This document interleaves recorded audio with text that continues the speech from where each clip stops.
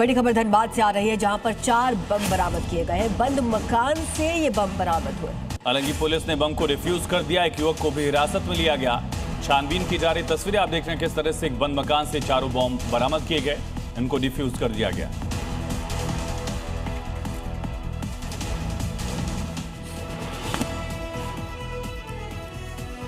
और बिहार चुनाव के पहले चरण की तारीख नजदीक आने के साथ जहां चुनाव प्रचार अपने उफान पर है, वहीं दोनों गठबंधनों ने अपने अपने घोषणा पत्र भी जारी कर मतदाताओं को वोटिंग से पहले सोचने विचारने का वक्त दिया कि बेहतर कौन है। 28 अक्टूबर को महागठबंधन ने अपना संकल्प पत्र जारी किया, वहीं कल एनडीए ने भी अपना संकल्प पत्र जारी किया,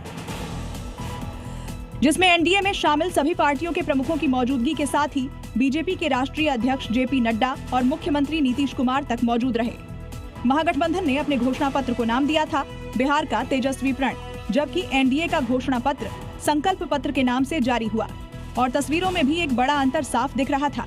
बहरहाल एनडीए के संकल्प पत्र में 1 करोड़ सरकारी नौकरी, महिलाओं को 2 लाख तक की सहायता, किसानों को सम्मान निधि, एग्री इंफ्रास्ट्रक्चर में निवेश और औद्योगिक विकास पर ध्यान केंद्रित किया गया है। विधानसभा चुनाव प्रचार के बीच पटना के मोकामा में दुलारचंद यादव हत्याकांड से सनसनी फैल गई है। आरोप मोकामा के बाहुबली नेता और जेडीयू के उम्मीदवार अनंत सिंह पर हैं। यही कारण है कि वोटिंग से ठीक पहले अनंत सिंह की मुश्किलें बढ़ चुकी हैं। हालांकि इस बार दुलारचंद का एक एक्सक्लूसिव वीडियो भी इस बीच सामने आया, जिसमें वो पत्थर फेंकते दिखे हैं।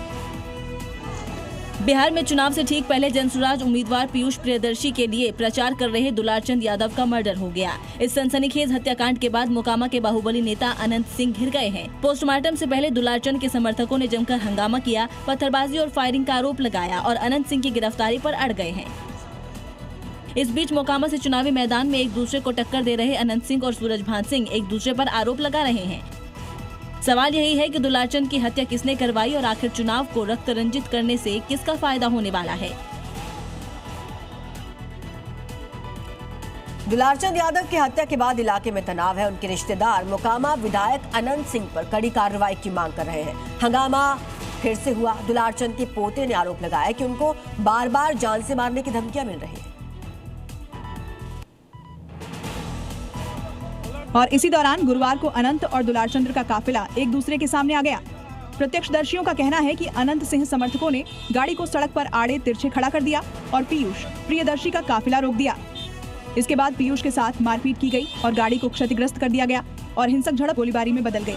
आरोप है कि दुलारचंद यादव के पैर में गोली और उन्हें गाड़ी से कुचला गया।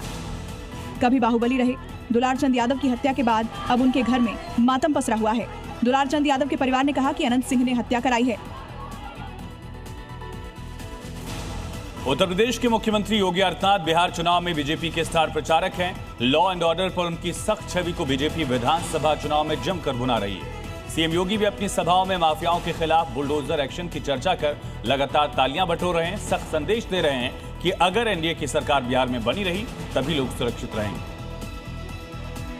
योगी आदित्यनाथ ने एक बार फिर यहां आरजेडी और कांग्रेस पर बड़ा हमला बोला और साथ ही जंगल राज की भी याद दिलाई।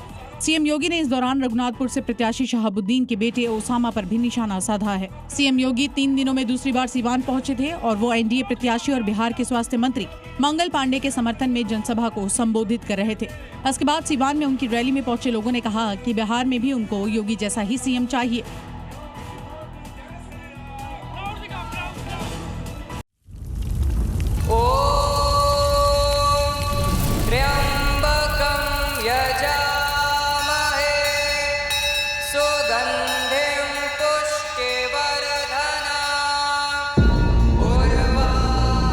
धर्म क्या है?